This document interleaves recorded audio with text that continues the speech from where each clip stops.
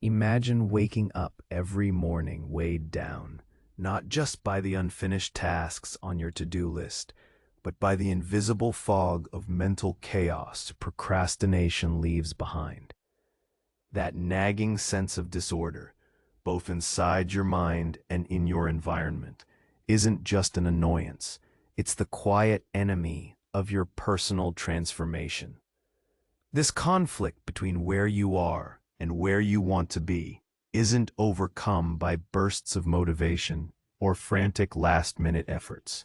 Instead, it demands a deeper reckoning, a patient, honest look inward at the emotions and limiting beliefs that chain you to delay and distraction. What if every choice you made could become a deliberate statement of who you aspire to be? Stoicism teaches us that true change is not a sudden eruption, but a steady, disciplined commitment, a daily grind of small, consistent actions taken faithfully, even when enthusiasm fades. The path to mastery lies in building order, external and internal, bite by bite, moment by quiet moment, knowing that progress curves unevenly and quietly strengthens resilience. Transforming your life means more than tidying your physical space. It means sculpting your time, carefully curating the voices and people you allow in your orbit, and setting firm boundaries that shield your energy. It's about acting not out of obligation, but from a clear alignment with your deepest values, embracing a fresh start that's sustainable and silent, rather than loud and fleeting. This journey from chaos to calm, from procrastination to order, is the ancient wisdom of discipline meeting the modern struggle. It invites you to step into the arena of your own life with courage, patience, and intention, transforming each decision into a building block of a life lived by your own design. The question is simple. Are you ready to stop waiting for motivation to strike and instead conquer procrastination by embracing order now? The power to rewrite your story is waiting in the quiet strength of your daily choices. If this is making sense to you so far, like the video and share it with someone who needs to hear this. We've all stood at the edge of that chasm, haven't we? The one between the life we're living and the life we envision. A gap often filled not by a lack of ability, but by the quiet, insidious creep of procrastination. It's a familiar landscape, isn't it? The mental clutter, the unstarted tasks piling up like forgotten monuments. The lingering sense of unease that whispers, "You could be more, do more." This isn't merely a lapse in productivity. It's a profound misalignment, a dissonance between our truest intentions and our daily actions. We tell ourselves we'll start tomorrow, next week, when we feel more motivated, when the conditions are perfect. But as Seneca wisely observed, while we are postponing, life speeds by. And that, my friends, is the heart of the matter. Procrastination isn't just about delaying a task. It's about delaying life itself, postponing the very transformation we yearn for. The Stoics, in their profound wisdom, didn't view procrastination as a moral failing or a simple lack of willpower, but rather as a misjudgment, an error in our perception of what truly serves our well-being. It's often rooted in a deeper discomfort, a subtle avoidance of what feels difficult, uncertain, or even overwhelming. Think about it. When you put off that challenging project, that tough conversation, or that vital personal change, what truly drives the delay? Is it pure laziness? Or is it perhaps a fear of failure, a dread of the effort required, an aversion to the discomfort of the unknown, or even a subtle perfectionism that demands an unattainable ideal before you even begin? This is where the ancient wisdom offers a potent antidote. The Stoics teach us that true freedom comes not from avoiding discomfort, but from confronting it, from understanding that our peace of mind is not dependent on external circumstances, but on our internal response to them. This brings us to a cornerstone of Stoic philosophy, a principle that once truly embraced can radically redefine your relationship with procrastination and disorder: the dichotomy of control. Epictetus, the former slave who became a revered philosopher, famously urged us to distinguish between what is within our power and what is not. Some things are in our control, and others are not, he declared. Our opinions, our impulses, our desires, our aversions. These are ours to command. Our bodies, our possessions, our reputation, our social standing. These are not. How does this relate to the battle against procrastination? All too often, we delay action because we are overly focused on outcomes that lie beyond our control. We fret about whether our project will be a success, whether our efforts will be recognized, whether our changes will be perfect. This external focus creates anxiety, and anxiety, in turn, fuels avoidance. We become paralyzed by the potential judgment of others, by the sheer scale of the task, by the imagined imperfections of our future work. But the Stoic approach invites us to shift our gaze inward. What is within your control? Your intention, your effort, your decision to begin, your commitment to the process, your judgment about the importance of the task. Consider that daunting email you need to send, or the messy corner of your room that screams for attention, or the creative project that feels too big to start.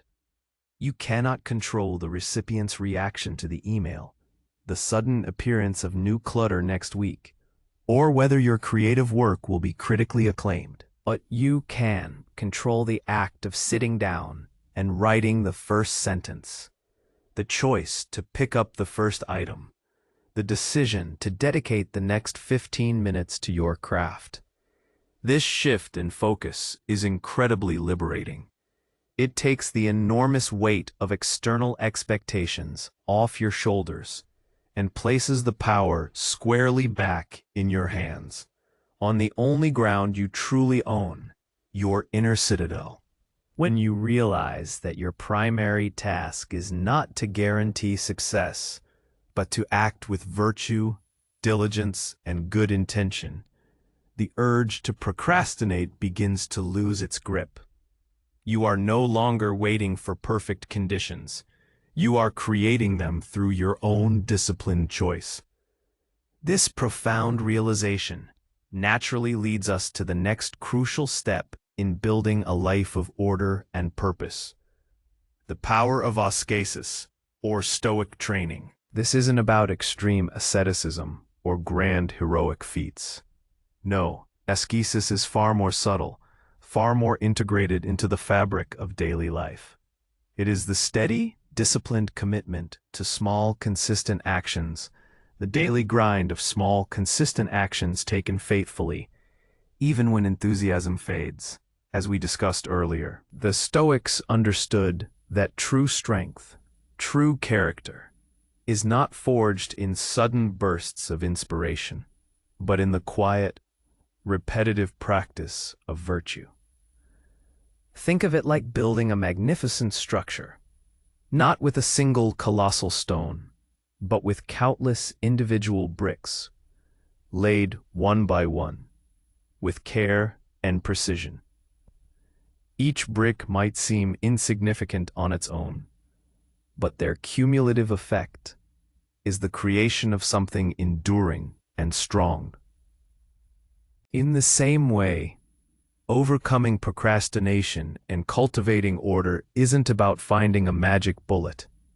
It's about the relentless, often unglamorous discipline of doing the next right thing, however small it may seem. What does this look like in your daily life? It means starting with the smallest possible step. If your goal is to write a book, Don't overwhelm yourself with the entire manuscript. Commit to writing just one paragraph or even just one sentence. If your aim is to declutter your home, don't envision a pristine space overnight. Pick up one item and put it where it belongs. If you dread that challenging workout, simply put on your shoes and walk out the door. The initial resistance, the inertia that binds us, is often the most formidable obstacle. By committing to an almost ridiculously small first step, you lower the barrier to entry, bypass the internal debate, and simply begin. This practice, this ascesis, creates momentum. It builds what behavioral scientists call tiny habits. It teaches your mind that action precedes motivation, rather than the other way around. You don't wait to feel like doing something. You do it, and the feeling often follows. This is the quiet strength of daily choices. It's the strength of making your bed every morning, even if the rest of your room is still a mess. It's the strength of showing up for that uninspired task, knowing that the act of showing up itself is a victory. Each small action, each consistent effort is a vote for the person you aspire to be, a deliberate statement of who you are becoming. And as these small victories accumulate, they build an internal reservoir of resilience and self-trust that makes larger challenges seem less daunting. This is how mastery is forged, not in spectacular leaps, but in unwavering, persistent steps forward, one after another, day after day. This commitment to small, consistent actions naturally extends into our physical environment. The Stoics understood that our external world is not separate from our internal state. Rather, it often serves as a mirror. A cluttered, disorganized physical space often reflects and contributes to a cluttered, disorganized mind. When your environment is chaotic, it constantly bombards your senses with signals of unfinished business, distraction, and overwhelm. How can you expect to cultivate inner calm and focused intention when your immediate surroundings are screaming for attention? This isn't about aspiring to a minimalist aesthetic for its own sake, but about creating an environment that supports your highest values and minimizes unnecessary friction. Think of your physical space, your desk, your room, your digital desktop, as an extension of your mind. If it's chaotic, your thoughts will likely follow suit. If it's orderly and intentional, it provides a tranquil backdrop for clear thinking and purposeful action. The practical application here is straightforward yet profound. Start with one area. Declutter your workspace. Organize your files on your computer. Create a clear system for incoming mail or emails. This isn't a one-time purge, but an ongoing practice, a continuous act of curation. Every item in your space, physical or digital, should have a purpose or bring you joy. If it does neither, then question its presence. When you clear away the superfluous, you not only make room for what matters, but you also create mental space. You reduce decision fatigue and minimize distractions. Seneca advocated for a life free from unnecessary cares, and a decluttered environment is a tangible step toward that freedom. It's about being deliberate with what you allow into your immediate sphere, understanding that every object, every notification, every open tab demands a slice of your precious attention. By sculpting your external world, you are, in essence, sculpting your focus, your energy, and ultimately your peace of mind.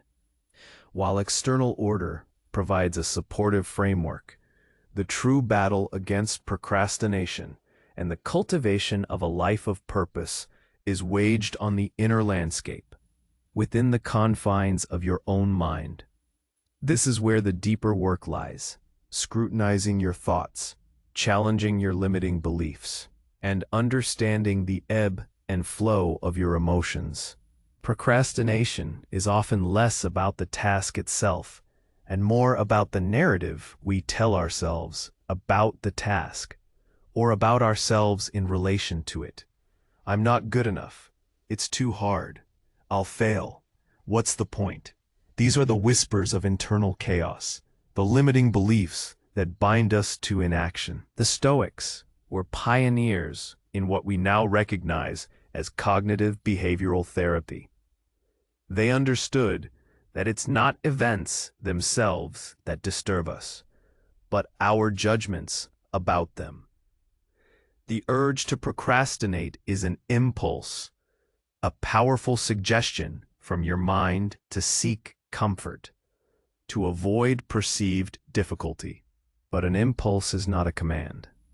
You have a control panel in your mind, a faculty of reason that allows you to pause, to question, to evaluate. Does this thought serve me? Is this judgment true? Is this impulse aligned with my deepest values? Practices like journaling become invaluable tools here. Take a few minutes each day to write down your thoughts and feelings, especially those related to resistance or delay. What specific thoughts arise when you think about that deferred task? What emotions accompany them? By externalizing these internal dialogues, you gain perspective. You can then apply a Stoic lens. Is this thought within my control? What is the true nature of this task? Am I judging it as harder or more unpleasant than it actually is? Am I attaching my self-worth to the outcome rather than the effort? This process of self-inquiry, this vigilant awareness of your inner monologue, is the path to cultivating internal order. It's about becoming the observer of your own mind, rather than being swept away by its currents. Through consistent practice, you learn to identify and reframe unhelpful thoughts, to distinguish between legitimate challenges and self-imposed mental blocks, and to choose responses that align with reason and virtue. This profound internal work is the wellspring from which all lasting external order flows. Yet, even with these tools, the path to sustained action can feel arduous unless it is rooted in something deeper, your values. Why are you doing this? What virtues are you embodying through your actions? The Stoics believed that living according to nature meant living in alignment with your rational, virtuous self. When your actions are a deliberate expression of virtues like courage, diligence, justice, or temperance, motivation transcends fleeting enthusiasm. It becomes intrinsic. Procrastination often signals a profound disconnect between our actions and our true values. We delay because the task feels like an obligation, an external demand, rather than an active step towards who we genuinely want to be. Consider the person who consistently puts off their health goals. Perhaps they value vitality and longevity, but their daily choices, the skipped workouts, the unhealthy eating, are not aligned. The friction arises from this misalignment. The Stoic remedy is to reconnect with your why. Before you approach a task that elicits resistance, take a moment to reflect.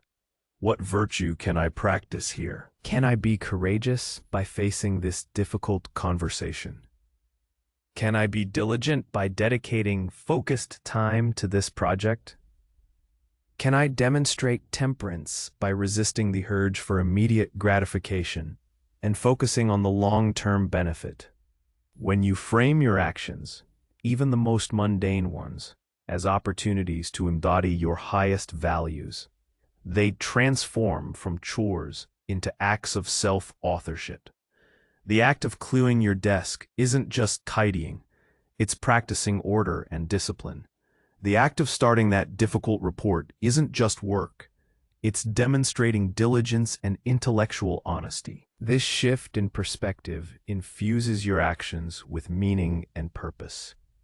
It makes the daily grind not just tolerable, but a pathway to personal excellence.